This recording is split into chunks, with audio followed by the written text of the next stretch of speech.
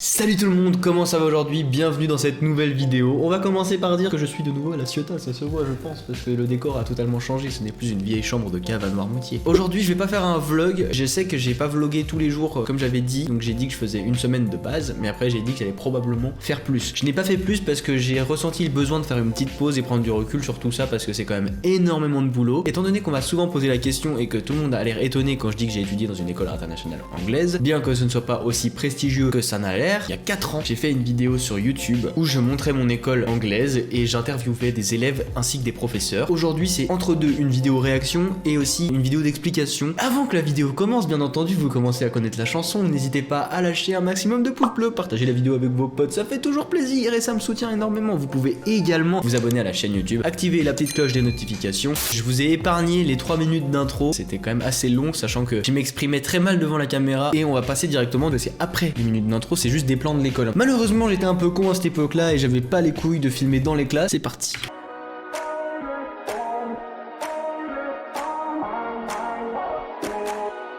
Bon, jusque-là, c'est un parking, quoi.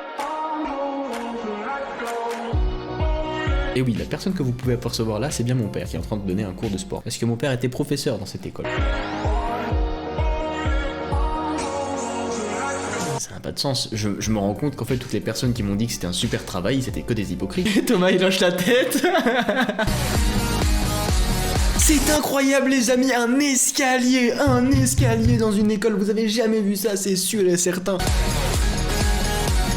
Donc là où vous avez vu le couloir, c'est là où il y avait les salles de classe principales, où il y avait l'art plastique, le français, le ICT. Donc ICT ça représente un peu technologie, mais c'est un peu différent parce qu'en réalité, cette matière-là, on travaille exclusivement sur des sites internet. Il y avait aussi l'anglais, c'était comme le français en France, on faisait tout en anglais, donc la littérature, tout ça c'était que de l'anglais.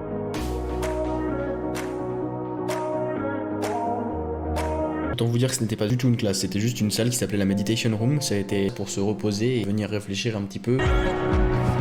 Là d'où je filmais, c'était aussi d'autres classes en fait, mais c'était les classes moins importantes, les cours de musique par exemple. Voilà, c'était les plans très qualitatifs. Avant qu'on regarde les interviews, je vais un petit peu vous expliquer le contexte. Qu'est-ce que c'était cette école, ainsi que les diplômes potentiels que j'ai pu me faire avec cette école. C'est une école internationale anglaise comme il y en a beaucoup sur cette île. Toutes les écoles, c'est très marketing en fait, donc toutes les écoles se détestent entre elles quasiment. Les seuls moments où on se regroupe pour ces écoles, c'est les activités sportives et encore, parce que même pendant les activités sportives, par exemple, on faisait des matchs de foot contre d'autres écoles, ça partait tout le temps en couille, on se battait contre les autres élèves les amis. Là-bas, j'ai étudié pendant presque 2 ans, c'était assez sympa, même si au bout d'un moment j'en avais ras-le-bol parce que j'ai jamais été très scolaire. Mes professeurs étaient très cool et un des gros avantages dans cette école, ça restait quand même le fait qu'on était à peine 10 dans une classe et les professeurs étaient très à l'écoute et nous aidaient énormément. Tous les matins en arrivant à l'école, on devait aller à la levée du drapeau, c'était obligatoire avec l'hymne national thaïlandaise. Autre point, l'uniforme était obligatoire dans ces écoles, on était tous habillés pareil, donc on avait une tenue de sport ainsi qu'une tenue un petit peu plus classe. Un autre point important, là-bas on avait du français, c'était mon père qui donnait les cours, mais c'était vraiment en 3e langue parce que la principale c'était l'anglais, donc on faisait de la littérature, on faisait des dictées comme vous faites en français en France, bien que moi ça me servait pas à grand chose, mis à part une petite piqûre de rappel. À 80% du temps avec mon père on parlait en anglais.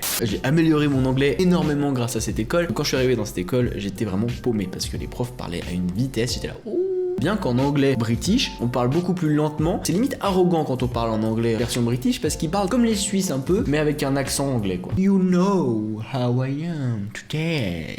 You want a cup of tea? Et ben, ce n'est pas du tout des clichés, c'est totalement vrai. J'ai été un meilleur élève dans cette école que dans n'importe quelle école de toute ma vie parce que quand je veux travailler dans une école, sans souci, je travaille. Mais quand j'ai pas envie, bah j'ai pas envie. Là-bas, ça marche pas en 3e, en 4e, ça marche en years. Ça commence à year 7 dans cette école-là et on a terminé à year 12 qui correspond à la seconde, et c'est là que j'ai arrêté les études où j'ai eu mon diplôme Cambridge qui normalement sert à certifier mon niveau d'anglais pour ensuite partir dans une université soit en Angleterre soit en Thaïlande, ce qui coûte extrêmement cher, ce que je n'ai jamais fait parce que j'ai jamais voulu continuer mes études. J'ai quand même eu aussi en langue secondaire du thaïlandais parce que c'était obligatoire. C'est une langue très compliquée et j'avais vraiment la flemme, surtout que j'étais en pleine transition entre le français et l'anglais, sachant qu'on avait aussi des cours d'espagnol, d'allemand et de français. J'ai aussi couché avec ma prof de thaïlandais.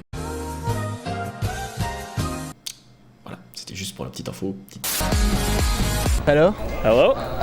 Can you interest yourself? Alors là, je me suis senti con au montage. Je lui ai dit, can you interest yourself? Est-ce que tu peux t'intéresser à la caméra? Tu vois, genre en mode vraiment très méchant, quoi. Il l'a bien pris parce qu'à mon avis, il savait que mon anglais n'était encore pas bien. C'est pour ça que j'ai écrit introduce. Veux-tu te présenter à la caméra? Voilà. Okay. My name's Daniel McCoy. I'm a Canadian citizen who has spent the last 4 years abroad, both in England and in Thailand. And we're currently here with Kevin now on Koh Samui, Thailand. Sure. So Il avait quand même du sang-froid. Là, il vient de me raconter des choses hyper cool. Yeah, on est là avec Kevin à Koh Samui en Thaïlande et tout. Et moi, je fais sure. So, hello, Mikey. lui, c'est un ouf. What are you doing in this school? Learning.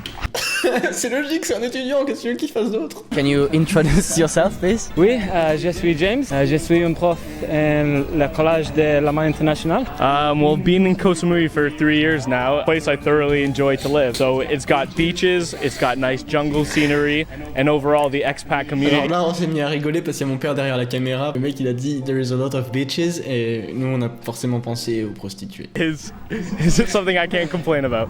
Okay. So now I have a last question. Can you say us a word in French? Let the public know. Je jouais au hockey. Can you tell us a word in French? Anything. Ta gueule. Can you say us a sentence in French? So not voulez-vous coucher avec moi? Something different?